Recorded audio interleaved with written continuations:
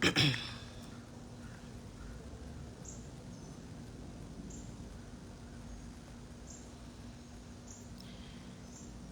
everybody. Happy Saturn Day. Happy Saturn Day. The day before the new moon. The buck moon. Hello, everybody.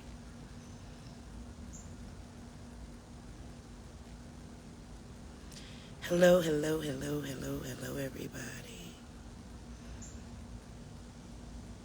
Rich Rising, Bob. New Wave, hey.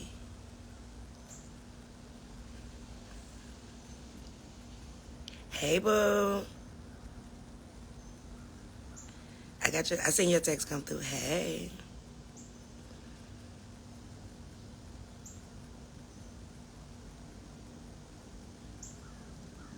Share with 10 people. Thank you. You always sharing. That's why you my girl. I appreciate y'all. Good morning, everybody. Well, excuse me. Rich Rising, everybody. Ain't nobody mourning on this beautiful day.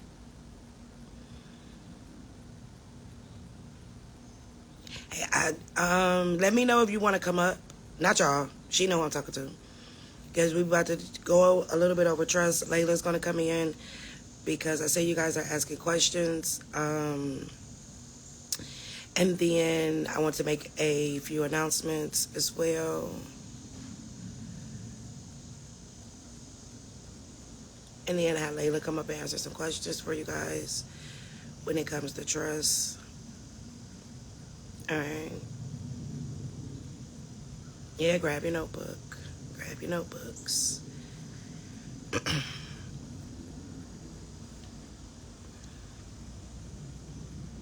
Share the live. Let people know we on. Just get out the hospital. I hope you're well. Because I was going to come up and lead us in prayer this morning. I know that's right. So let them petitions be known. You got one EIN yesterday. Congrats. Monday getting another one. Absolutely, because you're only able to get one EIN number per day. So you want to make it count.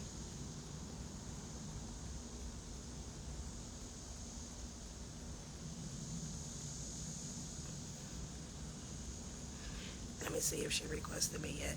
There she goes.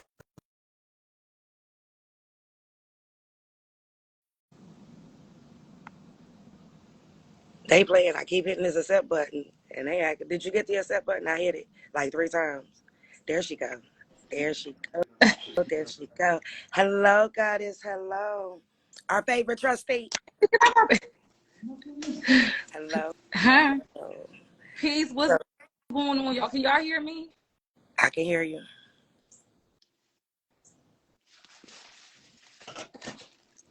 Assalamu alaikum to my brothers and sisters. I know I look different from yesterday because y'all know how y'all be trying me. Yeah, because I got to pray for y'all sometimes. That part. Hey, everyone. Okay, so before we get started, I just want to make a few announcements. Oh, oh, y'all about to get triple today. Hold on, come on up. I just hit the step for you too. All righty, Blue.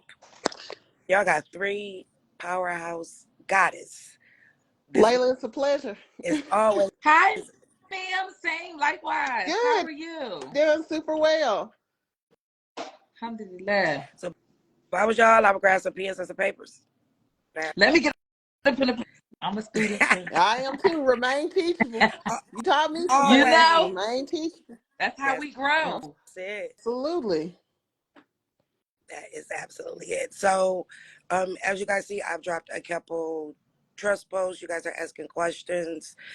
So we're going to try to answer your questions as much as we can on this live. After this live is over, there is some material that you guys can get from Layla. I will drop her links that go more in depth on how to controlling your account as the trustee, whether it's a family trust. Like, she has so much, and if you don't navigate her link right, you won't see everything that's there. Okay, I will tell y'all that you're not going to see it, especially for you that were not able to get into the trust class that we're currently holding. We still have 2 more classes left. Once those classes are done, they will be dropped for people My to be husband able. over here recording, y'all. He crazy. Is he telling us that? Hey, Layla, husband. So that will be there. Like, time is not on our time, and time is of the essence right now. So we got to get it going. There's different EIN numbers for different things. I don't know how many of you guys never paid attention to the banking EIN. That's just for banking purposes. You should have one of them too. When you're dealing with these banks, you should have a banking EIN number, right? So you need to know that there are different ways to set up to get your EIN number. And I even learned something because you know how they always asking for your social and this, that, and the other. Layla showed me a button that I never clicked where even starting the trust, a trust can be over the trust. You understand what I'm saying? When it comes to who's the responsible person. So, you know, there are a lot of things and as well as misconceptions that's been around, but please know that you need a trust. Right now, you need a trust. Okay. If you do trading, I don't know if you tried to trade this morning. I'm going to post it after this live. The Fed wire is on there now. And I'm going to also point out some things in there that shows you why you need to take back beneficial ownership of your account. And you're only able to do that through a trust because they're taking from your trust. Right. And it's things that a lot of you traders or even people that are doing wires have probably never paid attention to. But I noticed that since Fed wire is up, my son brought it to me. He's like, I ain't never seen this before. Y'all know he's my trader. He like, I ain't never seen this before. What is this? And so I will definitely post that. The link for the class tonight has not come out yet. I am waiting for Xfinity to get to my house. We didn't only lose power, we lost internet services, and my internet is still down. So they are coming today to see what needs to be done to fix that. I will keep you guys updated, and as soon as that is fixed, then the links will go out. But we will make a physical post. So I'm gonna let Ms. Lockwood do what she do best. You know, you guys had questions on funding the trust. Like, yes, it is a lot deeper than just putting it on your Schedule A, and she can explain to you that and kind of tell you what you need to do. But yeah, go ahead, darling. Hey, y'all. So a couple of things really quickly before I really drop some jewels. I like to just, my brain just go. And reason being, I want to just go ahead and put my disclaimer here because I'm not an attorney, right? I don't present myself to be an attorney. I'm an economic activist. And I end up saying that a lot, an economic activist, because some of the information that we talk about is more to just creating a trust. It goes a little deeper, diver. For those that are just tuning in for the first time, I always say stay rooted. You're going to miss it. And if you're watching a playback, stay rooted. My background, I used to be a debt collector, right? I used to own a debt collection, which means at a certain point, I was purchasing other people's private and personal information. Maybe a company wrote it off. Maybe it was a charge off. Whatever the case may be, the alleged original creditor, because y'all know I got to use certain verbiage for y'all and my family, right? So the alleged original creditor, they have up to 120 days to deem collect. If not, it's wrote off on their books. And when it comes to what I didn't understand 10 years ago, where it comes to today, they prey, P-R-E-Y, on the default of things. And that's how I came about when I was an ex-collector, right? So on my journey, as I begin to come, just coming up a couple of years ago, I said, man, how can I help people with their credit, right? If I knew what was inside the four wall structures of a collection agency. So that's why I was like exposed to debt collectors. I started to help people sue debt collectors and just guiding them with certain verbiage, information. I don't go as far as just quoting laws. Like all the time, I'm like, oh, this law, this law, this law. I never was that type of person. I'm not saying that we don't follow some statutes and things like that. I follow principle and guidelines that collection agencies had to follow. So I sound a little different. Like I'll give a code. I'll be like, oh, you need to look up sections. What I gave you a code not too long ago. It was like 623 in the commas A. If you even just read that paragraph, and you guys can read the whole thing, 623, it was giving people like the insides of what debt collectors never notified people. That 623 So it was is like, that 623 is a beast when it it's comes to golden. credit. So if you didn't watch The Road to 750, you didn't got the ebook, and you still stuck, you got a three for one credit thing, don't you? Yes, it's called Expose the Debt Collector. So it's 3 videos, 3 powerful videos. And the reason why I say that, because it gives you so many different dynamics of information. Like if you ever been served a court summons to appear on like some credit card debt and things like that. Okay, let me give you a breakdown a little bit from like a debt collector's perspective, right? If I owned a debt collection agency today, I would be making crazy money, right?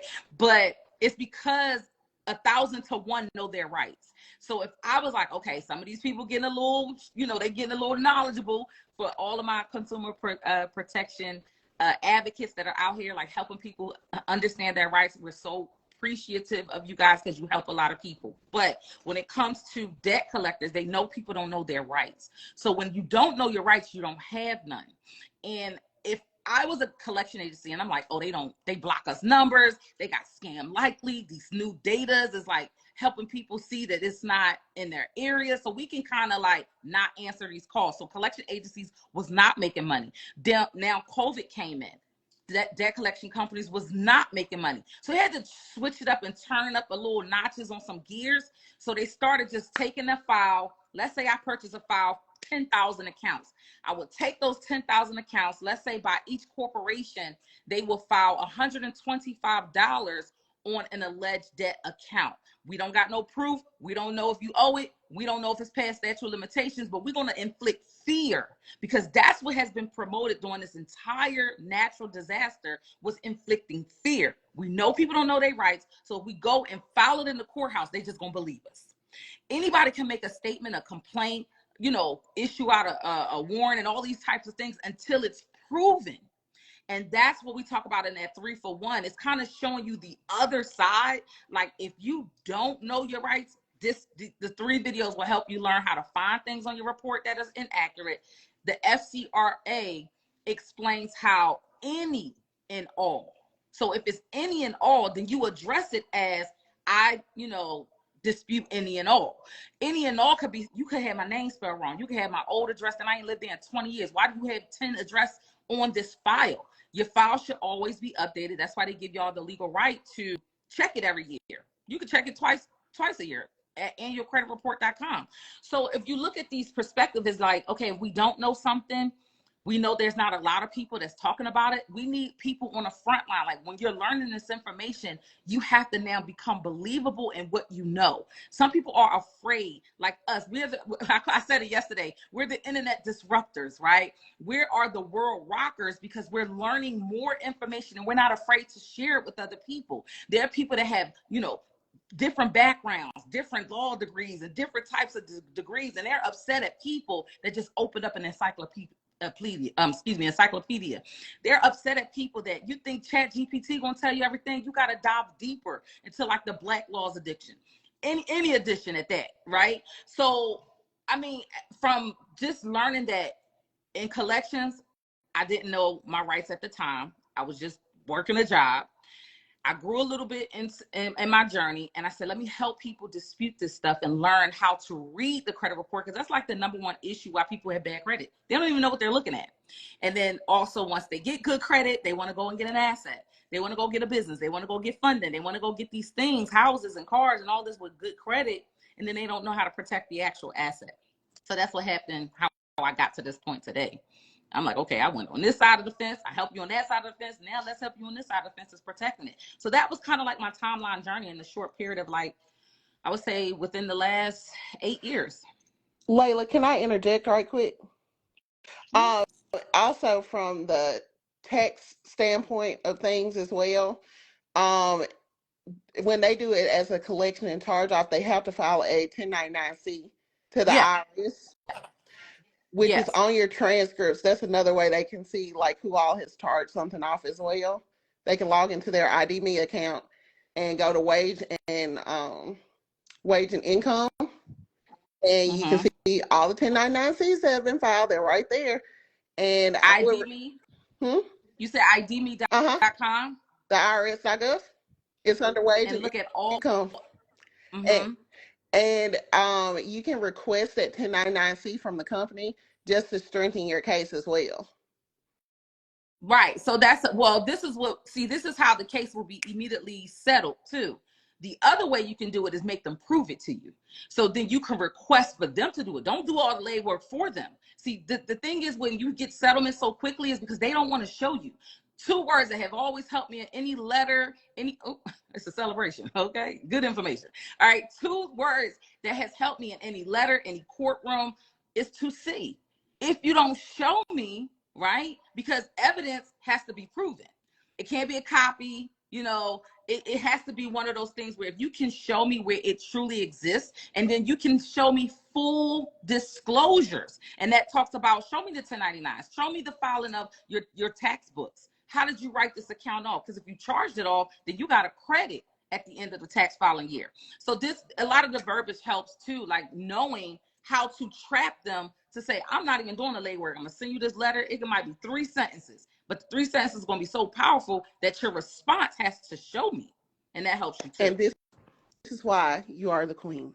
But no, that's good information for people. Wait, no, that is good information. That's why I had to make sure I repeat it for you, is because some people can catch it and say, I want to go through this. I want to know everything. So I don't take everything off the table, but that's dope too, that I want to see every 1099 that a company has used on my security. Do you know how powerful that is? Just to have on the back end. And when you go to court, it's always, this is why they call it court. The ball is going back and forth and back and forth. Baby, I want to hit that ball so far it flies out of the playing field. You feel me? And I'm just waiting on the check. And see, I don't want to play back and forth. I don't want to play no games. Get me in and get my check so I can get out. And see, if y'all realize what was just dropped was a public side and a private side. Layla, just why I say red pill, blue pill, you have to know how to operate within both to get your desired results. So Layla just showed you what to say to them because she used to be a debt collector, right? Miss CPA just showed y'all, okay, they can lie, but I'll go pull the proof. Your bag is going to be bigger when you sue them. And then you can show that you asked them for the 1099. You know that you've seen on your report, right, that they charged it off. You didn't send them a legal document. They have either ignored it or lied. Then you come back in with your proof with suing them, and now you just collected the bag. So you got the public and the private all at once because you do know how to be able to operate in both. Okay, that's all I want. No, that's good too. Yeah. And that's why I be like, I want to come from the company side. I'm so stuck on the corporate side, which is not a bad thing. That's why it's all good to partner and team with people that can be different strengths and parts and areas where I don't like to use the word weakness, but some of the unknown areas. Can you? Oh, go ahead. Yeah, and see, I was going to say your name. Go ahead. No. I was like, no, I'm just kidding. But operating from corporate and like seeing stuff on the back end side as well, like the OIDs that they write on them. Like every time you go get a vehicle, they go and do an OID, and they get their security interest.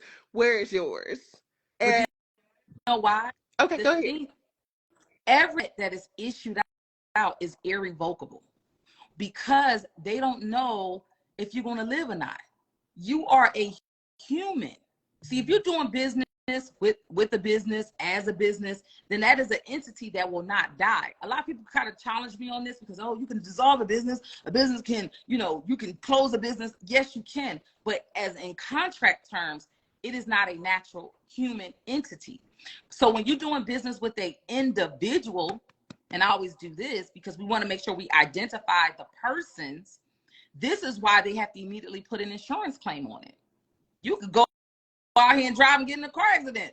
Where my loan gonna go? Where my interest gonna go? So you guaranteed it, but life is not guaranteed. Business is not guaranteed. That life insurance. So this is why a lot of people have to do that. That life insurance is though, which is why now you guys see, if you've never had to bury a person, unfortunately, I had to bury a lot, and I have been over the account. They make you put an ad in a newspaper. Why? because remember, I'll tell you guys, the newspaper is public notice. And then now you have the death certificate. So that is what they use to go and cash in on your insurance, because you allowed them to be the beneficiary, which I'm going to show y'all when I get off of here with that post.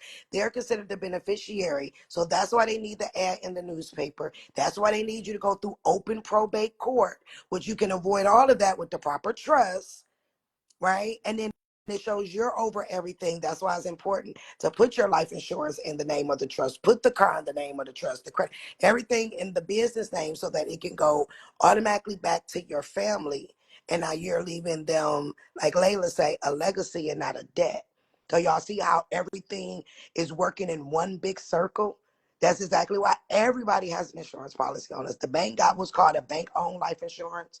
And if you never go in and say who your beneficiary is and et cetera, because they don't ask you, you have to tell them, put my beneficiary down on file, it's gonna go to probate. But if everything is in a trust, it is immediately turned over to who it's supposed to, based off of the trust that you have in place. So that's You all. know what what was interesting? A banker had told me, it was so crazy when she said that when you have a joint account, right, that's based on two beings, right?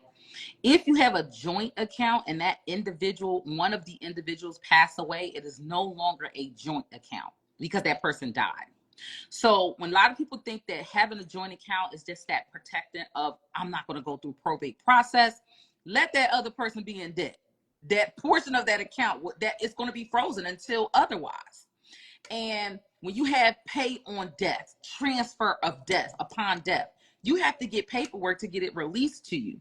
So these are not always the bypass probate, because I get those questions that are asked like, hey, if I had a transfer of death, pay of death, but a lot of people don't even have these things. I'm talking about if you don't have a trust at all, how can you try to protect your account? A lot of people don't even have these things on their account. You might have a personal account today, and you probably not even thought that you need to, I like to say, protect the front door, protect the back door. Your back door is not protected. So who would be the trustee of that account? The banker, which is the bank. It all goes back to the bank to have the control. So we help people understand that if you have anything that is important to you, valuable to you, rather if you work a 9 to 5 and you get a direct deposit. I've seen so many situations unfold where somebody passed away and they're like trying to cash out their last, money that was left in there to another phone just to try to cover for burial expenses, because they know that account is going to shut down once they are aware that somebody passed away. So when you mention about having a beneficiary protecting the account, allow it to be the trust, because you can have multiple signers. You can always appoint. And here's again, this is not legal advice, but you can always appoint, giving you the option to know that you can have the power by saying, okay, I'm the grantor. I don't even own this account. I don't have no power to account, but at least what I can do is I can appoint others to be in that position. Rather if I hire a trust company, rather if I hire a banker trustee, or if I just, get my cousin and them to run these accounts for me. It's all about the information and knowing how to do it. That's what's important. That's true. I'm gonna give y'all an example, right? So when my brother got killed, he also got killed with his girlfriend. She passed away too. So there was a joint account that had both of their names on there. And even though my brother had a trust and she did not, because they claimed she died 1 minute after him, the account was technically hers. And despite him having a trust, because he's now gone, her family got everything. So even with that, like if you have a joint account, make sure that, like she said, either it's in the name of the trust or that both parties have a trust, right? Because if not, you can end up in a situation almost like we did. What were you about to say, CPA? Damn, there I go again. It's okay, Auntie. Layla, what are your thoughts on filings for decedent trusts? I've wanted to ask you this because I do a lot of them, private and public. I do a lot of them. So, what's your take on it? I just you're going to twist the knife. no. It's well, okay. let me just say, this is my personal perspective, and when it comes to an individual, okay, there are two types of verification of a death. Okay. That can be verification of death by certificate, or that can be the certificate of death. That's two different types of forms. So certificate of death is just a proof of that person is no longer existing. The other one is you go through the coroners, the examiners, they did the autopsy, you got all these types of causes of death. Because there is a law or statute or some type of sort that was imported, or I guess you could say instilled or whatever, there was a law that was issued because so many people fake their death. So many people fake their death just so they can maybe not be over to the military. Maybe they fake their death for some insurance money. Maybe they fake their death. I don't know. There's so many reasons why people will fake their death. One of the other reasons that they were using deceased people for fake votes. Okay, they were using fake. They were using real deceased people for fake. For fake votes and try to run it up. I don't know who did that, but that was something that be happening. So I look at those sides of the coin, the playing field, and then I look at this side of the coin where people are like, well, our straw man and our social security number is a corporate. It is a corp. It is a deceased number. I'm like, well, yeah, but it's a tie to someone that is actively breathing. And if that is the reason that that, okay, this number is a corp, this number is why would you double kill it? So why would you take your social, then get an estate number? Is that what you're talking about, the estate number, to then file it as decedent, and then you collect the debt? You're pretty much accumulating debt because it's already going to go to your estate. Boom. Is that what you're talking about? Boom. That's like, why? But I'm asking, is that where we going with this? Because I'm going to go. I'm going to go because I'm just telling people it's always two sides to a story. It's just okay. So let me tell you my side. I don't know about y'all. I'm going to tell my side. Tell the story. Yes. So and again, and then what's so powerful? I actually had a conversation with my father about this because I wanted to know. And he was like, I try not to laugh in these situations. I probably should not be responding to this, but because I know the powerful conversations that we've had. Now, my father, he wasn't born Muslim, but he turned Muslim at 14 years of age. So his attribute is Nadir Muhammad. What happened was he had his name on paperwork, working, different name, like under Nadir Muhammad. But his birth name, even though he changed it on Social Security, he changed it. So I guess we can look at this as an appellation name or what have you. He recorded it. I have a death certificate that says his name that is on the birth. And then it may state the name at the time of death. So if we're looking to try to escape something here, I did say to a person before, did you ever process that you have to give your social security number to get the deceased, the decedent's estate number? We know what the estate number is for. Yes, you can. Everyone has an estate, right? Anything that you put your name with, anything that you tie your name to. But what happens is if you have an estate number, and you might work for the government, you might work for the hospital, you might work for, another government or federal, business, or you might need some blood drive from a Red Cross. So you might need some information, and they're like, what are you need the blood transfusion or you deceased on paper? We need to know how that's going to benefit you through the long run, right? You got a deceased number in 2021, but then you might have a baby in 2025. The math ain't math. But, that's no here nor there. That could be just a paper thing. Yeah. That's my perspective.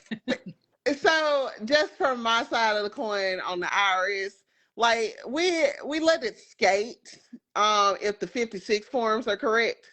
If your paperwork is tight and you aren't going in there like 5 million and like trying to write off 5 million worth of debt, they'll let you skate. But in the end of the day, like, have a living trust, like your living estate trust set up. Like, it's going to do the same thing on like the 1041 filing. If you're going back to get securities and everything else, your A, B, and C's are all going to have to go through there. As long as your paperwork is tight. Tell them the F56 is for the fiduciary, right? Yeah. Okay, because I know there may be some people that may be watching for the first time, and I know sometimes we might find information to kind of push later to share with other people. And I get it, but I just want people to understand you can file a fiduciary form saying that I'm not responsible for it. That's different than deceased though. Like I filed a fiduciary form when there was a collection company that hired an attorney that said that I was responsible for a debt. No, I'm not. It was an F-56 form. It was stamped by the IRS, and it was showing that I was not here for that. I'm not here for it.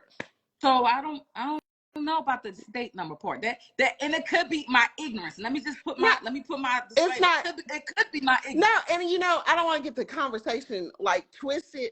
I'm just telling you what I see every day from behind the screen. I also seen a 10-year investigation be withheld too. Yeah, I've seen some stuff.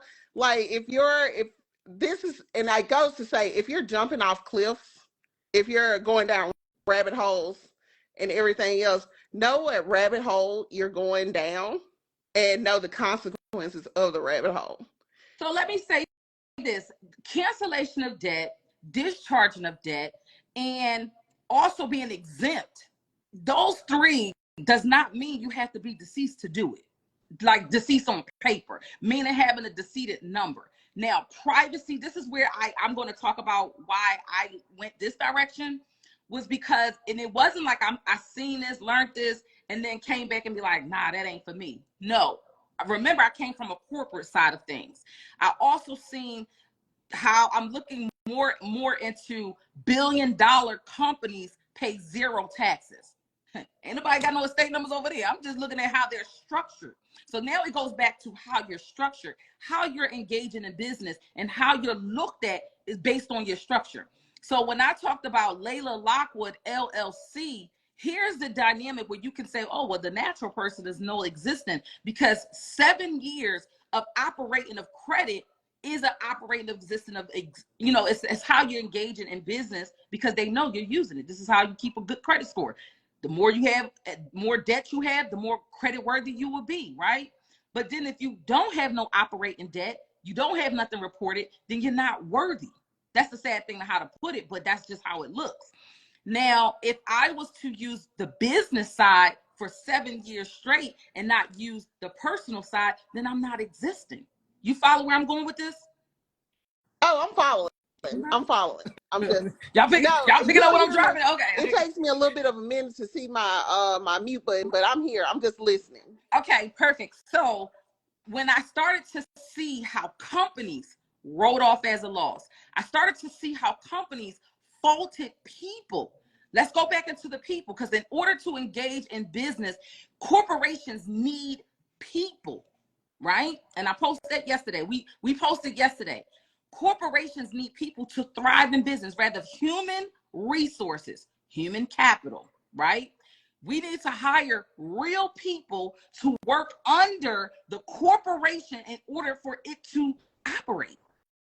Y'all picking up what I'm dropping? I walked physically into a bank, or let me be very certain words I use. I walked into a financial institution. I walked into another registered LLC, registered INC, right? And engaged in business. But to that particular day, I didn't do it as my natural self. I did it as Layla Lockwood LLC, the corporation. So any contract that was exchanged, any type of agreement that was committed, it was between the bank and the corporation. So in that sense, the natural self is safe, right? I'm not doing anything of my natural self. It is the contract holder between the bank and the business. Now here, I'm sitting across the table from a banker, and then you're looking at Layla, the natural person. Now we have to understand our roles. I bet you the banker know her role or his role. You right? He or she is going to operate on behalf of the bank, and that is it. You guys have to start walking around with your own operate. How you're going to engage into society, and because if not, you're going to keep giving your soul security. So when I sat across the table from the banker, I was operating on behalf of the business, but that starts with structure. I know I don't want to take too much of your time. Okay, so I have a question. I know the answer, yes. But I want CPA to answer this question based off of what Layla said. Us operating as a business, we're going in here, we're getting these contracts, etc. We're just keeping everything private, but not on the natural person. But when the business is owned by the estate trust, then it does turn around and you file the 1041 tax. Am I correct? But you're filing it on the business because at the end of the day, the natural person used your social to get the business, to get the EIN for it anyway. So isn't that how it all connects? That would be correct. There y'all go. Yep, well, that's not. So if you mentioned the estate living trust, then that's an entity. No, so that was never, even what you did, those three examples was never a natural person in those three. But you, the natural person, created. Everything is still based off of our estate, regardless if you're doing it as a business or you're doing it as your natural person, right? The natural person had to create the business, which is ultimately why they always ask you, whoever's filling this form out, they need your social, right? Regardless to who's the person is, if you're doing it, they need your social because they need to tap into the estate within itself.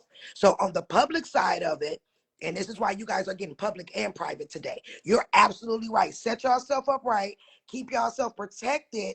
But then on the private side of it, you as the natural person who has stated they still went in, whether it's under your business or not, now file the proper taxes so that you can get those funds back to you. And they still keep you tax exempt. This is the same thing the big businesses are doing it. Mm-hmm. But when you're only from the corporate side of, you only can see their side. But back in them books that they don't want to give you, that these CPAs and all of these people can see, then they're running it that way. So you're still leaving money on the table. You can get a check for your natural person and you can get a check for you because they still using a natural person because the EIN was created from your social security number. So they're still double dipping. So now you got to go double dip back. I get that. Yep. So if I can speak on it too. So I'm glad you pointed that out, right? And the reason why I say I'm glad you pointed that out is because we're looking at one location that we go to create entities, which is the IRS, correct? That's where we're getting the numbers from, right? But what people forget to even acknowledge that the IRS is internal. So internal records, another company that you may have gave your living trust EIN number, your LLC first and last name EIN number, they're not calling the IRS and say, hey, who's behind this EIN number? They have to take it as face value. So I think we get confused sometimes when it's like, and I'm not saying you particularly, but I'm talking about the viewers or the people that are listening saying, well, wait a minute. If I give my social security number to the IRS, then I'm in the public field. I'm in the public eye. But you have to think about eternal documents, and then you got to look at why you're getting the EIN to now put out in the private, if that makes sense. So even if you have an estate living trust EIN, the EIN that you give publicly keeps it private. Correct. And then the social security number that you had to give them to get the private EIN, privately, you can go file the proper taxes and get all the money back and still move as a corporation. I mean, all the forms, just like people didn't understand how I was on the books, right? So I mentioned I'll even give example about social media. Social media sent me a 1099K for social media, all the, the payments that they send out, whether you say social media pays me, no, they didn't pay me, right? Even though you see my face me all the time, I'm like I told him, baby, the clown for me of the Layla, you went out. Enterprise. You might need to repeat that. Layla kind of went out. I said the clown is the face of McDonald's, but it's still a corporation. So when people see me, you can look at me as the clown, right? You see me all up and down the timeline. How it was structured on social media is that Layla Lockwood LLC is the actual face of the business, right? Even though you see Creditogenics, that's just like if you have Coca-Cola and Coke. Creditogenics is just the in-house name. You don't see Creditogenics registered nowhere. It's not a business. It's just a marketing name, right? If you look at that as a marketing strategy. So then me getting paid, let's say, how do you take an owner's draw if you don't own nothing, right? How do you get paid if I was to get flown out. I was trying to make a joke of it. But if somebody was to say, we want to hire Layla Lockwood, we want to bring her to the stage, where do we send the check? You still have to pay the company. And then the company is going to bring their best. That's the one that's going to speak on the stage, which is your favorite trustee. So now you have to know how your business is structured. So then for me, I would just fill out a W-9, right? I would fill out the W-9, but guess what? I still became an independent contractor to Layla Lockwood LLC because the trust owns it all. So a lot of people may look at, oh, that's fraud. Oh, that's because people didn't understand the structure. You have to really know through and through the purpose of your business, how the money could be allocated through your business, because now it could be as miscellaneous income coming in. It could be awards coming in. Somebody could say, oh, we want to, send you a donation. It could be anything. But the way Layla Lockwood was getting paid is through a independent contractor. I own nothing. It's no different if Wells Fargo wanted to hire me to wash windows, but I'm not on a payroll as a W-2 employee, but I still get a check from Wells Fargo. Hopefully y'all picking up what I'm talking. I'm not going too crazy. Which means that it's still supposed to be, because the trust owns it, there's still supposed to be a 1041 trust filed on there, which, because they still tapped into your estate, regardless of whatever. They tap right into the estate. Anytime the social is used, yes. That's how you get it back. Now, CPA, when it comes to these 1099Ks, right, can you explain to people that if Stripe send you a 1099A, a 1099K, then you supposed to send them one too? Can you touch on that for me? So if they're sending out a 1099K and it is attached under your social, what I generally do is expense it under like the business trust, and I cut a K1 back over to, if you want to just file personal taxes, and we got to do it that way, I'm going to cut a K1 from the trust filing back over to your 1040. And see, I don't know that side, but what about 1120 then? 1120 is your business, and it cuts a K1 as well. Trust filings can cut a K1, and business taxes can cut a K1. 1120s, 1120S's, they can cut a K1. Anything that's dealing with a corporation can cut a K1. If your LLC is taxed as an S corp, it can cut a K1. If you want to offset the self-employment tax, cut a K1. Cut a K1. And I need you, because I don't think I need to get you over to my lady, because she used to work for the IRS, but we need to talk. Yeah, it is. It's like, if you're I got some money on the table. Yeah, you're leaving tons of money on the table. And you can do it and still get a check back from it from a 1040 ES. Because what was that last part? 1040 ES is an estimated tax payment. Let me write that down. So it's a lot of ways to skin a cat. 1040 ES? Yes, 1040 ES. Yes. Okay. Yep. It's people leave a lot of money on the table with everybody's always scared of 1099Ks, and they do the 1099Ks to monitor like the money that you're making. Mm-hmm. They're literally they should have touched on it. Like, everybody should have been aware when Cash App started cutting 1099Ks, and that was the most unregulated thing out there. They're trading securities on it, which is fine. We get that. But if you take your 1099K and put it into a trust filing, that automatically offsets any employment tax. Like, any taxes that they're going to charge you on it, put it in the trust and cut a K1 back to yourself if you want to double dip between both forms. Auntie, did I answer your question? Yes. Yeah. Answer mine. Yes, ma'am. You answered the question. You absolutely. So, and as y'all see, it all dates back. It goes back to the trust. Everything is being held through the trust, right? So it all goes back to the trust. So it's good to know how to operate in the public and how to operate in the private, still protecting yourself, protecting your assets, but you're not leaving your bags on the table, which is why they don't teach the private side of it, right? So when you have a CPA, so when it comes to the CPA, she was a CPA that already knew her job as a CPA. And then she started learning this. And now she was able to put stuff together more and see that she can help more because she does have access to the other side of the system. Because looking at them forms, you don't know what they are. You know what I'm saying? Like some of y'all been with me for a minute and I told y'all go pull your text transcripts. She just told y'all again, go pull them because everything that you need when it comes to your CUSIP numbers and etc. is on those transcripts. It's there. But you talking about when you do the filing through the courts of DC, when you go to file through DC court?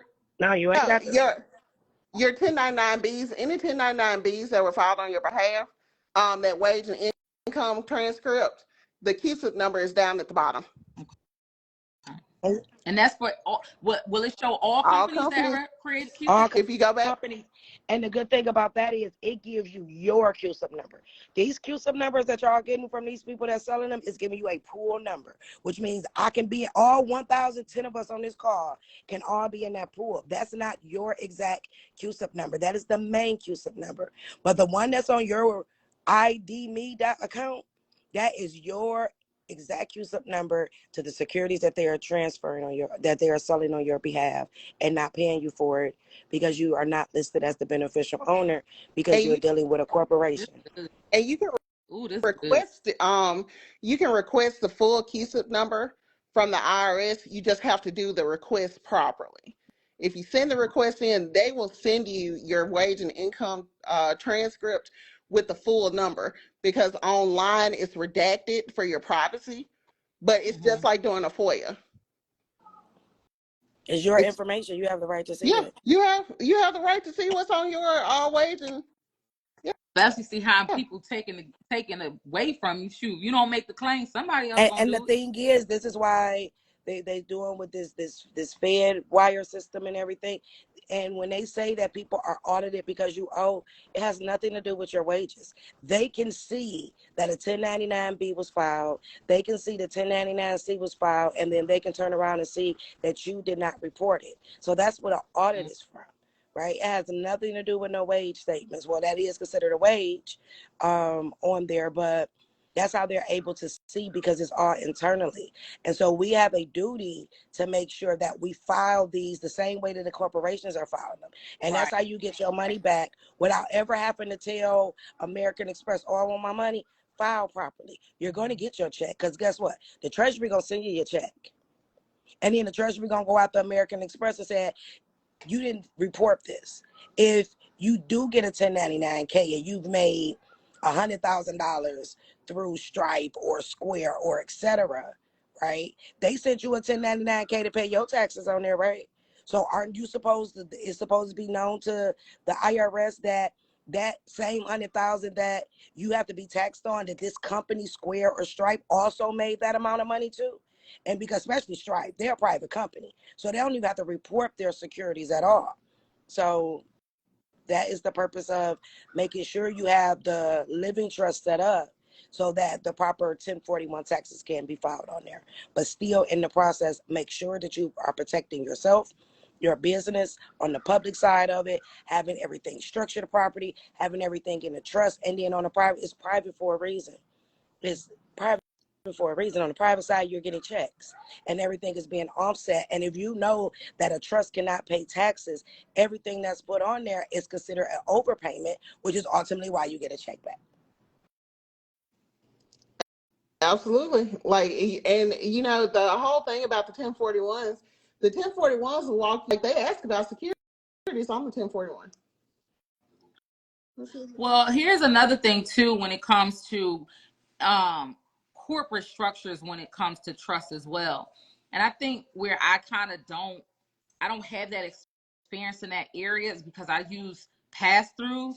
Rather it be a corporation, rather it be helping someone understand through their like nonprofit organization where they can do a charitable donation. There's a lot of other ways too to not have the trust do so much of the full front business, if that makes sense. I don't have the experience of the trust doing as many businesses or business transactions. A lot of it is just more of like the value of calculating what the trust is valued at and what like the value that is going to hold, like the trust is going to hold. If there was to be something removed out of the trust name, then that was something that would have been like a distribution of a tax of like, you know, taking it out of the trust name. What are you doing? Man, Layla, you have to look at it like this too. That say you get a car in your trust name, right? That's a security that, or your business name. That is a security that is being ran up under the business or being ran up under the trust. So when you refile it within the trust, you take away one, your liability, but then it's considered an overpayment, which means now you get it back. So the 1041 should be filed, whether it's business, whether it's trust, whether it's you, because they're working out of our estate trust. Everything is coming out of our estate trust, whether it's a business or whether it's a trust itself, because we gave up the master number, which is the social number, to get that EIN number. Right. You know, one of my students showed me, and she's probably on here, that when you open up a business and you get that CP 575 form, you're supposed to turn that CP 575 form in.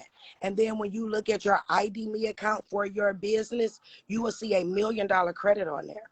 Now you got to figure out how to get it off, but it's there, right? But it still all dates back to the social being used to obtain the EIN number. Now, how it's structured is going to depend on if you got it safe, like how you're telling people, structure it properly, make sure that you're not owning anything, but you're controlling it, and that control still goes to the 1041 and being able to offset and get paid. So if you got a business, 2 businesses, 3 businesses, those 3, 4, 5, 6 different checks that you're getting because you've offset everything, and then if you're still using your personal name as well, because your personal name is up under the living estate trust, it all still gets filed together. So let me, because maybe you help me in this area to get a better understanding, and I could be wrong, but I'm here, I'm taking it in listening, right? When you get an estate trust EIN, right? Are you saying that is the public shield as to what they're going to take when a person passes away? I just went left. Okay, that's not what it's for. Nope. I'm trying to understand it. You have to look at the best way that I can explain this, and maybe Miss CPA can, explain it a different way. This is just the way that I look at it, right? They're taking money from out of our estate. If we want to be the beneficial owner of the estate, you need an estate to own an estate, right? Can't say that last part. You need an estate to own the estate, to take over beneficial ownership of the estate. Just like a corporation can only deal with a corporation, a trust can only deal with a trust, an estate can only deal with an estate, right? So you have to be still in that position to be able to legally file these 1041s and get all of your funds back. Miss CPA, is there a different way that you want to say that, or add to it, or take away? So when you're if we're going to play ball with the IRS like that, and we're going to transition over into trust, and we're going to be operating solely out of trust, and you have all of your trust set up, you have your foreign trust set up, you have Layla mentioned special disability trust, things like that. If you have all of your trust set up, so what I'm going to do a Form 965, which is a transition. It's a transition for like foreign trust, like your shareholders, like it's a shareholder transition over to the trust. And then we're going to start 965. Yep, Form 965. I'm writing it down. Sorry. And Form 965 can be found on page 2. Let me take a look. I don't want to lead y'all wrong. But what would it be for? Transitioning to operate out of the trust without paying tax. This is where all your tax exempt, going back in, getting everything from the companies, like your 1099Bs, your 1099 OIDs. This is a form that you send in, and I do this with all my trust filings. Let me ask you one question, just because I'm new to this topic, right? Go ahead. Will that vary on certain types of income or asset No, value? it doesn't vary. It's not gonna vary. Okay. It's not gonna vary. Okay. Because you mentioned special need trust. I was just trying to just get my mind no, wrapped around it. Okay. You can, like anything that I'm talking about, in box A, they give you like everything that this can apply to. Okay. You got your bankruptcy estate, your grantor, qualified disability trust, complex trust. Complex trust is what I always file everyone under, just because it's a 965 attached. And it's a clause too, so I don't want people to think that you have to get so many different separate trusts. I just wanted to clarify for people that just listening. And for like you can file a 1041 on each estate EIN that you have. I'm just throwing it out there now. If you need to, because I go in low and slow, spread it out amongst your trust. Spread it out. Spread the wealth. So just to reset the room, you are a CPA, and we're not giving out legal financial information. Okay, I mean, I know I'm not in that. We're having a family discussion. We having a discussion. I mean, you know, we just want to catch up and get clarity on a lot of things, because let me tell you something. The way we have to pivot is needing to having these healthy conversations. You have people that have trust that ain't filed no taxes. You got people that got trust, ain't even funded. Right. You got people that have trust, ain't even finished filling it out. Okay. So you got so many different people. And like I said, it's over 1,000 people gaining some very, very lucrative, valuable information. So I do appreciate you as well. And Mika, I appreciate you as well to even hold this live, because there are a lot of misconceptions, that even from my side, because I don't know. I get asked a lot of questions about the Dead Sea and the monetary law. Baby, I don't know. I'm always the one that's going to stand human to say things of what I know and what I don't know, and what I'm willing to learn and really to get an understanding. So forgive me if I come off comical, and plus if I just be looking lost, because some stuff I just don't know. But go ahead. Same here. Like I learned so much from the trust class with you. Like I like to remain teachable. You know, it helps me dig back into like the circulars. Okay, and for everybody that's listening, that's a IRS term. Publications. Let me say publications.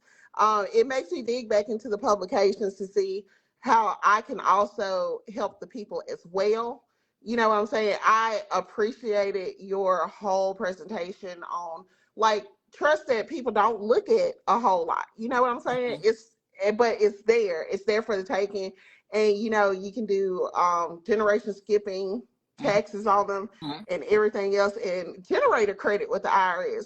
So, you know, the level of information that you're bringing is so valuable.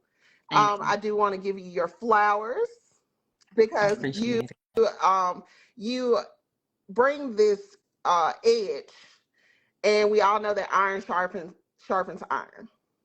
And you're keeping me sharp, you're keeping Auntie on her toes, you're keeping everybody on their toes. So I just want to say thank you for helping us remain teachable, but at the same time, and also being open to a different side of the coin as well.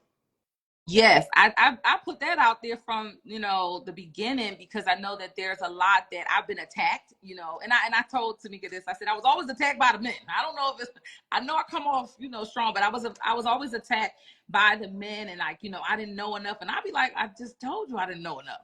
So I think they tried to break me down in senses of what I didn't know. And sometimes people come off like they want to know everything, and will mislead you, because they don't want to be in a room where they like stand corrected. I have some students that have shown me some things and things like that. So I think that being open, being on the front line, I know what I know, you know what I'm saying? And when it's something that can show me from a different side, I just want to wrap my mind around it, and I want to see, because let me tell you something. One thing about me, I don't do no fraud or deceit.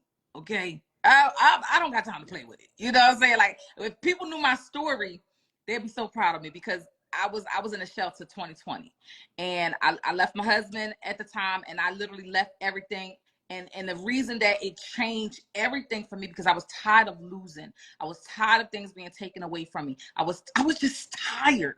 And I knew that my kids were getting older, and I just could not, if I had the ability and the opportunity to really change our life, I just wanted to be the one to say I chose me, and I chose it in a way that I did it on real information. You know what I'm saying? So I don't know how I really just dived into this. It came to me.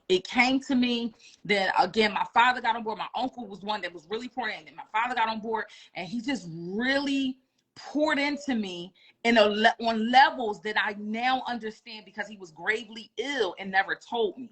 So even when you're looking at people that's like, I'm going to get a trust and I'm going to leave it to my family, I'm going to leave it to my beneficiaries, I'm going to leave it to my, spouse, kids, I'm actually living in that sense. Like, I am the trustee of a second generation. And how do I get the wealth to the third is the most important, because the statistic says that it's less than 2% that makes it to the second generation. And I said, well, we can change that number if we can stop putting the assets in a beneficiary name.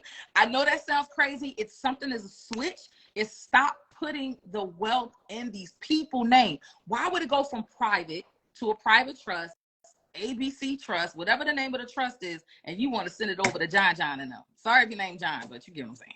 You just pass all the assets to John and them. Keep it private and allow them to be the successor trustees. Trustees can control and manage. So you don't have to take the house and take it out the trust, and then when you come live in the house, you want to put it in name. You know what I'm saying? Sorry if your name, but you get where I'm going. You know what I'm saying? So you want to put it in name, and now name want to take all control and the power, but she don't have no economic power. She don't even know how to manage or to even know how to pass it to the next generation. And I think that's where we're late. I'm not going to say we're losing. That's where we're late. If you look at Phil Knight, I was looking at an example.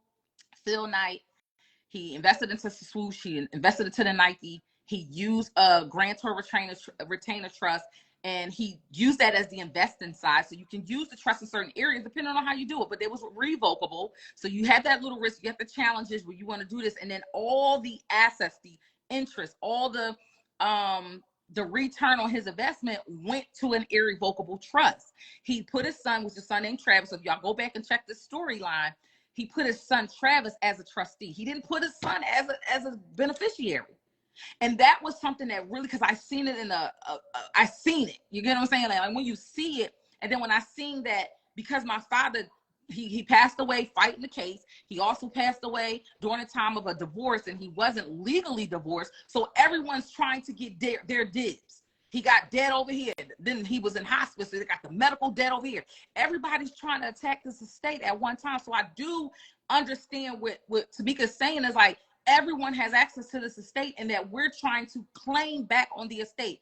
I get as far as that knowledge, but as far as the intricacies of it, this is why I want to become a student to truly understand all in its entirety. But what I look at too now is that what we know now and how we try to protect and all the vultures and stuff that coming in, it starts on the time of death. So what we don't see is how we need to navigate today while we're living, while we're alive. They're going to tell you don't do this. They're going to tell you this. But how is it that a lot of legal professionals, they tell you not to do this? Oh, you can't do this. You shouldn't do this. You should go hire this. You should do this. No, you should still learn it on your own, right? You can hire an attorney, and I would never negate no one to do nothing else of what they want to do. But what we like to do is prepare people to have a level-headed conversation with attorneys to say, this is going to be beneficial for my family, or the way that this is written out, it looks like it's going to be beneficial to you. Because you're going to have my cousin and them so confused as to all this assets that I have amassed, even if it's life insurance, even if it's in a property taxes, all these things. We still need to have the conversation. All right. So I'll be on that note, so one of the posts that I put up today was how to fund the trust itself. Can you tell them all the different things that they can put in the trust, and explain that, yeah, you can put it on your Schedule A, but if you don't go and change the car and change the house or the life insurance into the trust, it's basically like not happening at all. So can you go into detail for that for me? Two reasons. Thank you. Two reasons that I've seen where you fill out a Schedule A is because if you try to, let's look at it from a different perspective. You sit in an office, You're putting all these assets. They like try to put everything that you know is valuable, put it on this list, right? It's because they're going to calculate a value for themselves. There's attorneys, there's trust companies, there are banker trustees that they get paid a percentage by being a trustee. So they get a percentage of the whole of what's deemed valuable, right? So if you put it all on this list and they got a copy, please, if you will, if you go to an attorney's office, please ask for the execution copy, please. That is for your purposes. You can ask for that. All right, that's neither here nor there. Now, when you look at retitling assets, there may be some assets that you can't retitle, like a sofa. Hey, there are some people say that's my sofa is beautiful. I got people that have $6,000 sofas and they have insurance on it. You know, when it comes to what are the inventory of if a house catch on fire, these are things that are still valuable, right? You can put that on the list. You can put these things that are documented. But if there are other assets that has registration, that has an insurance, like jewelry, it could be a diamond ring, it could be a watch. We talked about these things. And then it can also be a gun. You can register a gun. So you can have these things that are titled in the name of the trust. So instead of you being the owner, you can now withdraw ownership and then do an exchange of title. If there's going to be some income or some type of exchange, monetary value, then you can also do a bill of sale. That is your choice. If you're just saying, hey, I want to gift this, you want to make sure that you itemize in these areas. Again, this is not tax advice or things like that, but you want to itemize it. If there was a vehicle, even if you have, even if it's finance, you get what I'm saying? Like if you paying a car note, right? You have to look at you naturally are obligated to the debt, but you still drove off the lot with a valuable asset. You can also do you can do a refinance and you can transfer that vehicle into the trust. That means you're protecting the equity and the asset value of this vehicle. And then you can still pay your car. Now, I ain't about to tell nobody not to pay their bills now. Now, if you know some other stuff, you apply it when you see fit. Okay. Now, if you have a property, this was the one that was like, man, I've helped people that had a reverse mortgage still put their home in a trust. I have proof, okay? And that is because this individual, she knew that she was obligated to a debt, right? And anybody know those reverse mortgage, they start paying you because they want to take your house at the end of the term.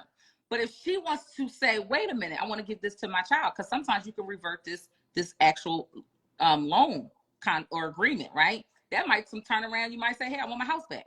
You can put this in the trust. Mainly where people mess up when it comes to transferring property, and I wouldn't say property because I want you to say, houses and homes and things like that. Property, real property, into the trust, you can do a quit claim deed depending on the state. Listen, depending on the location and state where you are, they're going to have different terms. It could be grant deed, quit claim deed, right? Quit claim deed. You want to quit claiming it. And this is to protect you. A lot of people say, well, if somebody get into some legal trouble and then maybe a house and maybe a tenant try to sue, I don't want them to sue the trust. You can still protect the house in the trust. If you're doing business, this is where the corporation comes in to be like the landlord. The corporation can be the managing company, but you still want to put the house in the trust. And the reason being is there's something called a due on sale clause, right? It will trigger a due on sale clause if, God forbid, that person pass away that still own that debt. Because there was another person said, oh, I put it in the trust and they still took the house. Well, you have to understand, if it was under an LLC that was trust owned, then what happens is it's triggered a due on sale clause if the person died that owned the debt. Y'all get where I'm going with that? So the house still could be protected in the trust, and then the loved ones, the people that in your family that's titled inside of the trust can still manage and control the real property. So we get confused by saying, if we're going to do business, if you have a vehicle, maybe y'all have trucks. A lot of y'all started these trucking companies, still put the vehicles, the trucks, the big old 18-wheelers, whatever, in the trust, and then the trust can lease it to the corporation. You got to separate the two. Remember, the trust is its own separate entity. The trust sits alone. No one can own a trust, but there are some responsibilities when it comes to allocating and orchestrating. So you want to make sure that, hey, we have an agreement, contract, leasing agreement where this company is on its own. So if it was an accident, then we got to go after this company. You get what I'm saying? Trust can sue and be sued. A lot of people don't think that that can happen, but yes, it can. Now, the trustee, on the other hand, has to face the matter of the activity. But yes, they can do it all the time. But you want to protect that. You want to avoid of all costs. I know I'm giving away a lot of jewels on this, and I know y'all can't drop no jewels in the chat, but I know y'all feel me. I know y'all can feel me on this, because I just thought that I said, I just gave away the whole trusteeship enrichment program. But this is why a lot of people come to us. This is why they want to learn through and through, why it's important. You can transfer, you can open, this is another thing, safe deposit box. You can put the trust as the owner of the safe deposit box. When you go into the bank, it still has to register the account itself. When it's registered, it don't have to be you and your natural name, because yes, safe deposit box gets seized and all these different things, tax liens and things like that. But if you don't own it naturally, if you don't own it, then it is protected. You have to do all these things before any legal trouble come. Of course, you have to be mindful of like a window. Like, you can't be like, oh shoot, somebody, filed the court paperwork. Now I'm gonna transfer my assets. You people that's trying to do an unlawful transfer, we don't do that. We're not even helping you doing it. You get what I'm saying? So it's important to help people understand and become more knowledgeable. I tell people all the time, the trust document is not the value. Go ahead, Google, go get a template for free. Go to Law Depot, and I'm not discrediting any of these companies. Go to Rocket Lloyd. Go to all these. Go, right? But when you walk out with this pretty folder and you walk out with this binder and you don't ever look and read the document and you don't learn what you actually invested into, that's the issue. Because how are you going to teach it to the next generation? All right, I think Absolutely. I went on above me. So, trust. I be catching myself. I be zoned out, y'all. when it comes to trust, depending on the trust, it can't be sued. Want to talk about it? Yes. CPA? Yes. Well, here's the thing. Remember, the trust is like a person. So if you enter into a contract directly with the trust, it's going to be considered a person. Look at Donald Trump. But with a living trust, because it's a living trust, only the living can deal with the living. So if everything is in the living trust, a corporation can't come after the living because the corporation is not a living soul. CPA, you want to go touch on how making sure that the trust is set up properly so that it can't be sued? Let me ask one question before she answers. I'm gonna be quiet. Is the living trust set up with your social? Mm-hmm. Yes. The everything that, but if it's set up correctly, like the way I tell my people to operate, and this once again is not legal advice. The way I tell them to operate is the trust controls the corporation controls the LLCs. Now, how I structure that on our side, just from like the business consulting that I do, I operate, and Auntie can testify to this, Caleb can too. I set up like a business trust, and then your corporation is a trust, and then the LLCs that are under there are a trust as well. If you're so sorry. You breaking up. Yeah, I had someone calling me, and I'm sorry. Oh yeah, sorry. Yeah, somebody called me. So everything is protected by a trust, because what you're going to do, you're offsetting the liability. There, you're no longer liable. Therefore, and federal judgments can't come and sue trusts. That's always been the thing. That's why people put their assets into trust when they're facing like legal, like let's just say a furniture company. Well, somebody wants to sue you, right? Somebody wants to sue you, and they're coming against your LLC, which is your limited liability corporation. They can only take what's in that LLC, right? But you cannot infringe against the trust. I don't know if you saw Wesley Snipes when he went to jail. He Mm-hmm. he literally got out on bond with his birth certificate, and he put his charges into a trust, and the judge cannot infringe against the trust. You can't, like, there's no legal ramification. Trust technically cannot be sued. So like if you're moving correctly, And especially with the way you're teaching them to set up everything, if you're moving correctly, nobody's going to come after your trust. That I know down in Cook Island, nobody, they don't even recognize foreign judgments on those trusts. Nobody is coming for those trusts. Any foreign grantors trust, nobody's coming for. Nobody's coming for anything. So, like, Auntie, did I answer the question, or am I still Nope. missing? Am I missing a couple of Nope. pieces? You Okay. you absolutely answered it. And this is why with the trust series that's going on, it was done in a particular order. So you got making sure that the structure is up properly, the public side of things, that's what Layla taught. How to put your card. If you were on there, there are forms on your DMV website for you to transfer it over to the trust. If you pull your state handbook, it talks all about trust and how to transfer the assets. I've told you guys, and some of you guys have already done it, call your utility company or etc. and saying that the responsibility is now on the trust and change it over with AT&T, T-Mobile, Verizon. I believe you can do it online. You don't even have to talk to anyone to be able to transfer the responsibility over to the trust itself, right? And then the second part of the class is the Foreign Express Trust. Why? Because just for what we're talking about now, you don't want nobody to be able to come after them public trusts that you didn't structure properly because you didn't listen to Ms. Lockwood, right? So now you didn't put that trust inside of the Foreign Express Trust. One, no taxes have to be filed on that. They're going to literally send you a form and say there's no 1041 required. Require me, you don't have to. But if you already know that there's money on the table, which it is, you can definitely file those, right? But now you've protected it. You put another layer of protection on the public trust that you've done because it's protected by a foreign trust that cannot be touched, right? And then you have, of course, your living estate trust. But making sure the third part of the class is filling out the forms properly. Like she said, they'll let certain stuff slide if the paperwork is done correctly. So knowing how to make sure you're structured properly, your paperwork is filled out properly, and then you have the additional protections. That's like mine is one of my businesses is owned by the holding company. I'm about to switch all of them over to the holding company, but the holding company that I have is owned by my trust. But yeah, you answered the question for me. Thank you.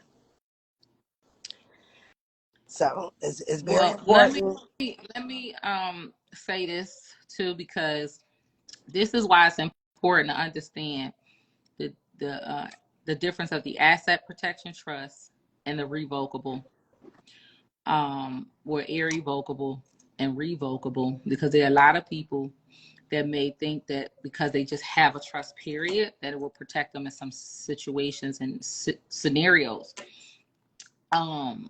Once a person, an individual, is being subjected to a lot of things, it could be, I know a lot of people didn't like when I talked about the whole child support and alimony thing, but it has to be talked about because we see a lot of examples where the men are being dragged. I'm sorry, I may just, this is my opinion. I went through a divorce, I went through separations. I'm not with my oldest son father, and I'm grateful that we all are on a bond. We all me, my ex-husband, and my son's father are close. You know what I'm saying? Well, a husband. So I say all this to say, when you have assets that are in your name and they get a calculated value amount of what you're bringing in, what's going in and out, if you had bank accounts and the title in the name of the trust is 100% owner, that you're just a signer, that is not your bank account. So I get where you were saying that it cannot be sued and it cannot be jeopardized. It cannot be tainted or reversed or revoked in these situations, because you have to understand that when you give up the ownership, you just don't, that is not your bank account. So they can't say you have $10 million in this bank account, rather if it's U.S. territory or outside the U.S. territory, if it's not in your name as owner. This is why it's certain verbiage that people learn by sitting with us, by saying, hey, what is it that we're supposed to look forward to? And that's what it is. You have to know that I am not 100% the owner on the account. The trust is. So if you're trying to come after me for any reason, you won't get that $10 million because I don't even own it. And that's why a lot of people are moving their assets, not to inflict any fraudulent activity, is to protect what is mine. You ain't getting that. Like, I don't know what y'all be thinking, but like, when somebody work hard for something and it may be a situation where somebody made up, put some fraudulent, because people put all types of narratives on me, and then they could take it upon themselves because they act emotional and try to file a claim against me or whatever the case may be. That's why things are being moved. When we have profiles that are in the public light and somebody is doing is Googling Layla Lockwood. They want to know who this person coming up, dancing up and down the timeline, talking about trust. There are going to be a lot of people that's going to say she's not qualified. She is not, we want to deal with someone that has a law degree and things of that nature. But we've helped so many people that we even challenge other people. We say, listen, go to an attorney's office and be inquisitive and ask these certain questions. And a lot of them, and I'm not saying all of them, they stutter, they stumble in it because it's like some type of reason that the estate still is being controlled, connected to someone in the legal field. It's like they work together. For some reason, it's somehow some attorneys keep individuals in court. So when you're moving these things, so if somebody passed away, somebody go through a divorce, somebody going through child support, somebody going through this whole alimony thing, then you can protect what you have. I hear celebrities, they saying they broke. They are paying off debt with their royalties. So what are you leaving behind? We see all these major artists that passed away, and you be scratching your head by saying, well, how is it that they have millions and millions of dollars and they have their attorneys around them, they have their legal team around them, their financial advisors around them? How did they die in this situation? And why is the family still fighting through probate, fighting through different type of companies, saying that they get first dibs? Like, why? So if you don't have a person like me that cares so much to dive into these, getting the answers to these whys, this is why. It's because they died still owning something. They died in contracts, right? So if you say, oh, I'm signed to this label, yes, you individually are now entered into a contract with the corporation. And this is why we don't have perpetual wealth in some of these entities, these companies, these labels. They have wealth. They banking off of these songs that's being played over and over again. I know I just went left, but just helping y'all understand a little bit though why I'm so gun-ho on asset protection. Take it away, y'all.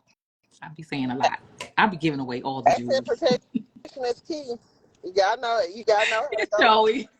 You gotta know how to you gotta know how to structure it, and you gotta know how to go get it on the back end. Ain't that right, Auntie?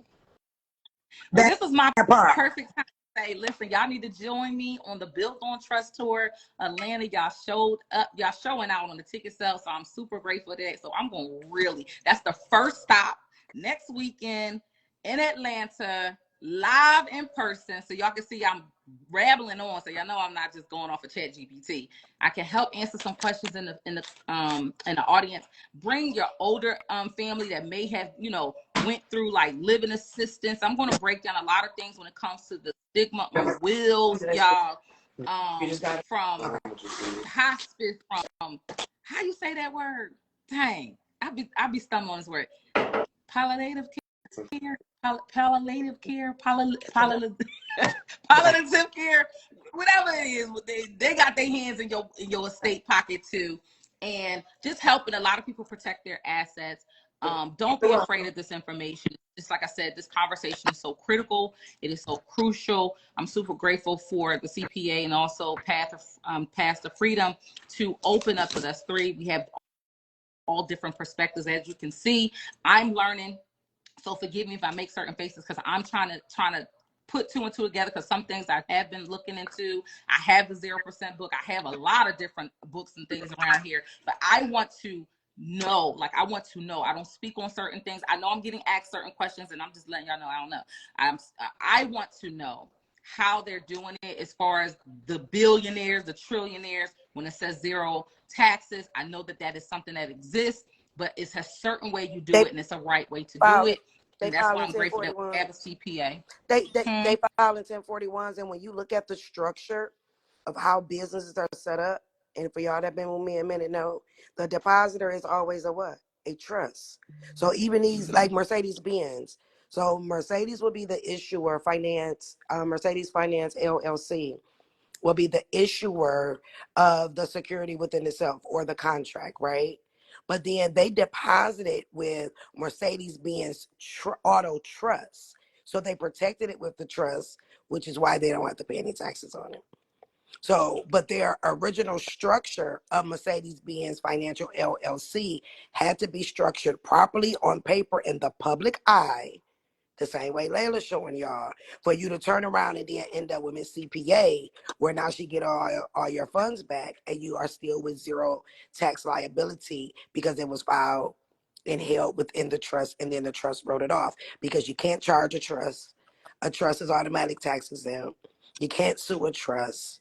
You can't jail a trust, right? Because even when it comes to court, if y'all really look at the paper that was filled out, y'all trying to say it wasn't filled out by him, y'all ain't did your homework. It was a trust. Because surrogate court, if y'all looked it up, surrogate court is probate. Layla, your parent passed away. Didn't you have to go to the probate? Both of mine had passed away. We had to go through probate. But what is probate? Probate is for estates, is for decedents. Now in New York, because New York is the head of all states, it's called surrogate court. So to think of a Mm-hmm. surrogate, that means somebody else carrying your child, right? So in the smaller courts in every other state, because New York is the head, I told y'all yesterday, it's interchangeable with probate, which is why there is a probate court inside American of every Express court. Issuance Trust. There you go. Everything is put in the trust. So Mm-hmm. you have to make sure your trust is structured properly, because ultimately you make your CPA job easier, or if you know how to properly file it, it makes it easier for you because everything is by the books, everything on the public side, which is why it's so important to be public and private. You have to know how to operate in both. Please, y'all, go back and watch The Matrix. Red and blue, like you have to keep going back and forth and operating them properly, so to get on a live where you got the public side and the private side, if y'all don't get it now, I don't know what to tell you. Outside, hit the link in her bio. She goes more in depth when it comes to the trust and making yourself a business and how to do the EINs and etc. I mean, Right? what's going on today for like the man? I had did a video. It was called "Control Your Asset," and I look at today where system glitches and they're doing like people are getting evicted. I mean, we're talking about mortgages have been in default. It's like a high rate. People are in default of their credit, and I talked about the consumption, right? They made it seem like it's easy. They made it seem like, you go out here and it's like, oh, put anything on the application. Just repeat after me and got all these things. It's like, go get the funding, go get the money, go get the money. But, as they're printing out this money and they're, of course, doing all this for the inflation to pay the, interest and all these different things, we were consuming. We were the ones that ended up with all the debt. Right? The natural people had ended up with all the debt. And now that you're looking at the glitches, people are now panicking. So they're taking this money off the accounts. We're getting, and I'm not even saying panicking as if like a scare tactic, but you have us that are, what I call it, the internet disruptors, that we're like, listen, you can actually put this money in an insurance policy that is trust owned. So when you start looking at putting your money elsewhere, like I didn't learn this from my parents and those that are before me and my ancestors. I'm just the one that was I was the one that put a stop to it, okay, for the bad traditions. And I'm now saying, okay, if we made the certain amount a year or whatever the case may be, instead of just sitting it in the bank, we can pour it into an insurance policy, and then therefore we can now grow interest. And then there's also ways you can also help with your kids' college, and you still want to take care of them beyond your grade. That's why the trust is important, to put owner over these accounts. If you open a brokerage account, If you want to do it as an entity, if you want to do it as a trust, you want to make sure that you're creating something that outlives you. This is why it's so important to just have these conversations, rather you said from the private side, from the public side. I still look at it as private because, again, as the trust being the owner of these things, it's not me directly. So, if I say I'm listed as being broke on paper, then again, whatever is in the estate, it won't be no wealth that they're going to take from my kids. That part. But and then to just give y'all a little gem, especially if you're going through an eviction, and I've had students do it. You can take your lease and put it in the trust and then go file it. It'll make the case go away. Because corporation can only deal with corporation. They cannot deal with the living. So that's a little gem for y'all. If we're dropping gems, can I drop one too? Absolutely. Drop. Yay! Okay, so religious exemptions. I need, like, y'all should all be filling out religious exemptions. And let me get you the form number so we can get y'all on the right path. And I will explain on the next trust class, I will explain why this is important. Send me the link. That's part 3 of the class. You already getting it. You good. Oh, goodness. Hold on just a second because I'm not near my computer. I have like 8,000 publications Wow. memorized. They say It's a the average American commit fraud at least once a day because we don't know none of the codes. We don't know. We ain't What I don't telling like about the you in our IRS. receipts. That's why they give us receipts so that we can say we do I know, business. right? Yeah, We gotta get it together, y'all. it's IRS form 4029 and IRS form, I'm scrolling in my notes, 4361. I'm note taking. I know I did a lot of talking, but I'm note taking because I do want to learn this. I'm not learning to become no CPA. I tell you that. I'm not learning to become a tax preparer, but I want to have the conversation and have a better understanding so I know how and the decisions that we making. If I do, because right now we have 2 fully operated trusts. If I was to go and hire a banker trustee to do the investments, to do that, I want them to know what they're doing. I want to get all my stuff, the investments to turn around and go back to my children and grandson. Y'all know I'm a grandma. And then you do that by making sure that you have a Treasury Direct account and you open up a Treasury Direct account in your grandchildren and children's name, right? So the CUSIP numbers and the accounts that belong to you, you can share that CUSIP number for all those investments with your grandchildren. It locks into an account until they're 18, and then you fill out the form to be able to get it. So that's how they piggyback off of all of the investments that you're doing now by making the same amount of interest that you're making. The only difference is after 45 days, you can cash yours out. Theirs cannot be touched until they do the identification form at the age of 18. So that's how that works. But see, that's why also the successor trustee is important, not to put your kids as beneficiaries. Yeah. So you can still have power to control. Yeah. Because when I did mine, Texas. there you go. Well, how y'all think that they got to where they got? These big folks. They're doing exactly the same thing, and see, they learned it and we didn't because they deliberately didn't teach us this. But we have to show ourselves approved. We have to now know how to protect our families and our generational wealth, especially right now where there is a wealth transfer that is happening naturally and spiritually. You better tap it on in and real quick before the next 400 years be hell for your bloodline, because ultimately that's what it's going to affect, right? So no, we don't make our children beneficiary. My children have trust, and as they trust, They could be their trust is the beneficiary, and they run the trust, right? So it still didn't go down to them. It's going to go down to the trust, but they run the trust, and it's still in the private, but more importantly, it's protected. Like I told y'all, I learned a lot losing my, they took it all. Probate, they took wasn't supposed to be, I mean, they took everything. And I said, I will never. What did she do wrong?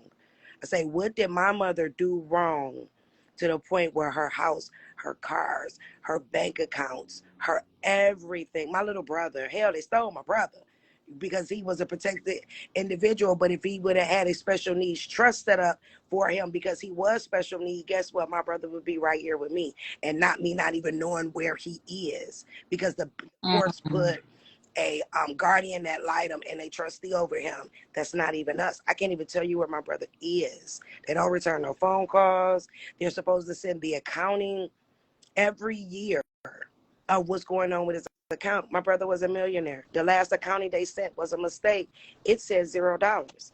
But I have been telling them for years that the accounting that they've been filing is fraud. Like you can look at it and see that they used Adobe. They ain't even use it right. But because the court sees what they are, and she had a will that was not filed, right? They took all her stuff out the house, so we couldn't find the attorney. When I say probate cost me, I spent over $30,000 fighting a court to still end up with a check for $2,222 from a millionaire. Okay.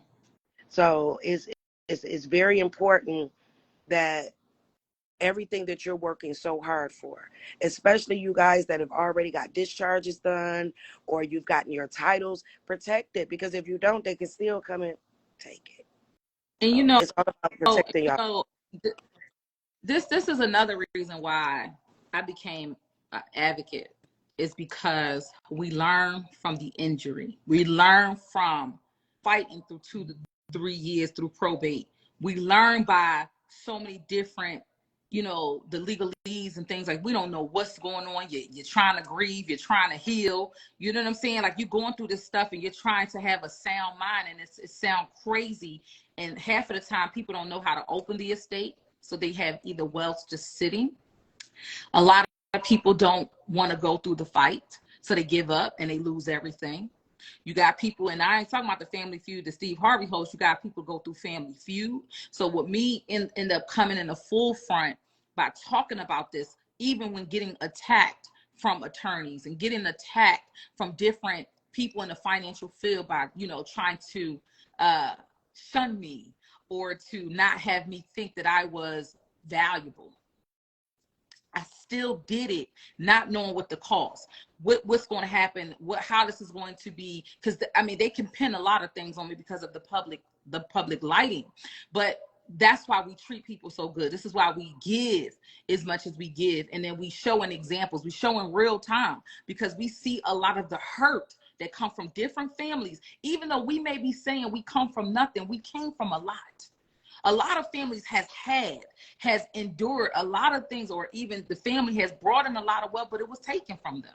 Just by you even sharing that example, how many people that can relate to your same exact story of the process? Like, you're right. They took this, they did this, they started controlling, they brought a conservator in, they brought a guardian in, they put grandma and them in the nursing home, but they said she had to put a house on the application. And then when that happened, they took it. We didn't know we gave up our rights. We didn't know we gave them approval because we don't know.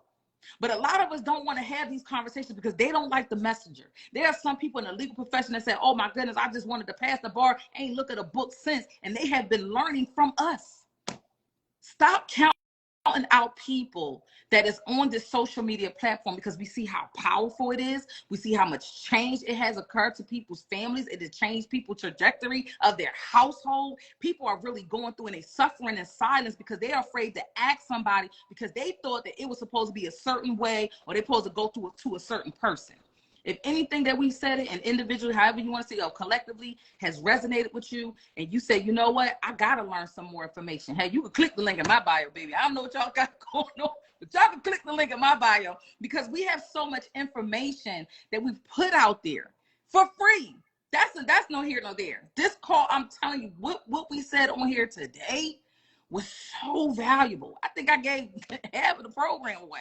But that's what we do. We break things down in its totality. I know we didn't get into a lot. There's a lot more we haven't discussed in different topics. So I think it's still healthy to still talk about this, but let's help people say, you know what?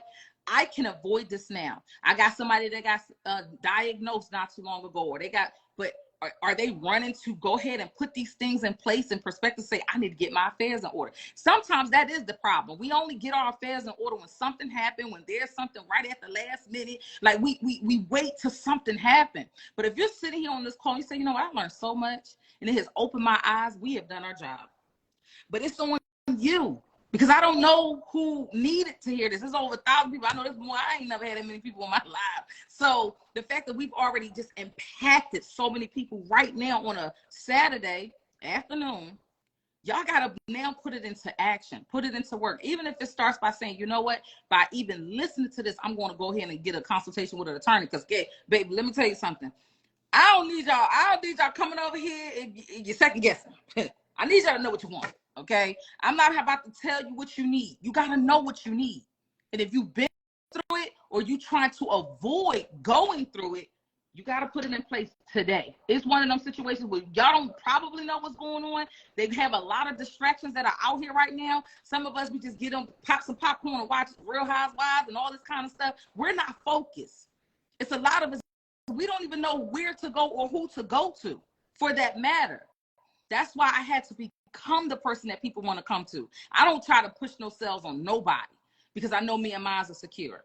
And I'm making sure that they understand the knowledge. I got a class that my son is teaching in the class because I want people to understand I'm to be popular. Showed you guys on live, we was in real time. I couldn't after that, but I knew it was a bigger purpose. I knew now why he did what he did as much as he did it. And then I know why I got my children. Right after my father passed, I ended up on a heart monitor. In 2023, I'm like, it's the year of the Jumpman season, baby. I shut down so quick because I'm like, oh my goodness, this might be, you know, I'm literally, I didn't think I was going to make it out of 2023, but I'm grateful that I had my affairs in order, that I'm still here today to still continue to build out my portfolio. And that I have to now make sure that my children, it can't be just video games and just, you know, sports all the time. I have to sit them down and talk to them because I know a lot of people, I don't know what family you got, I don't know who your family members are, but I know some people are afraid to have this conversation because they don't want people to know that they got wealth coming.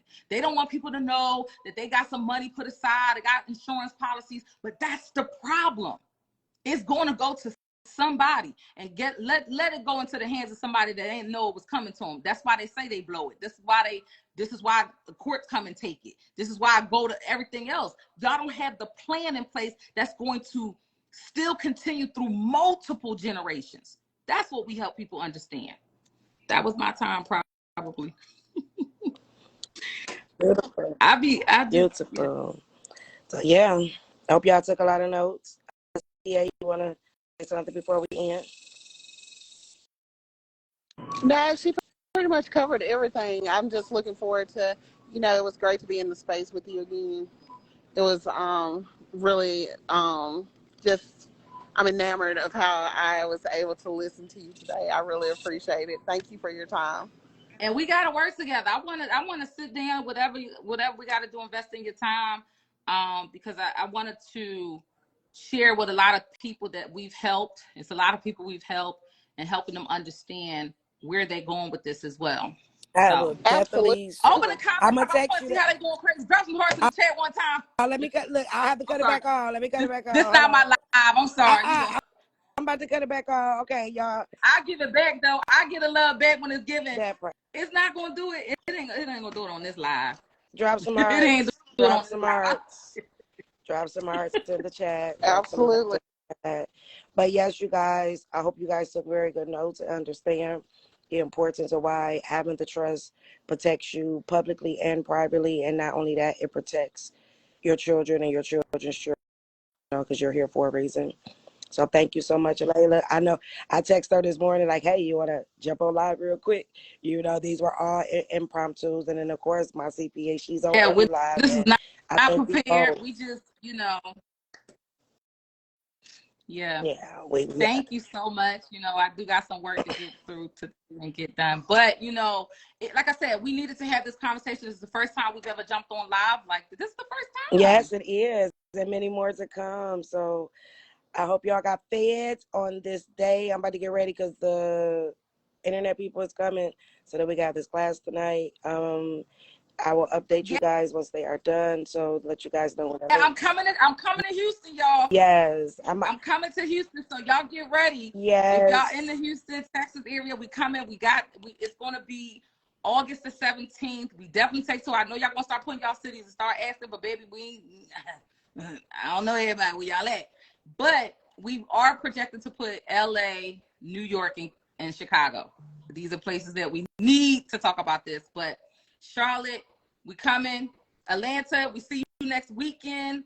And Tennessee, I'm gonna also be doing in Nashville. So our calendar is booked out. So y'all just click the link to invite or stay rooted. Stay rooted. Stay rooted. You guys have an amazing day. Thank you, ladies. Peace. Bye, y'all. All right.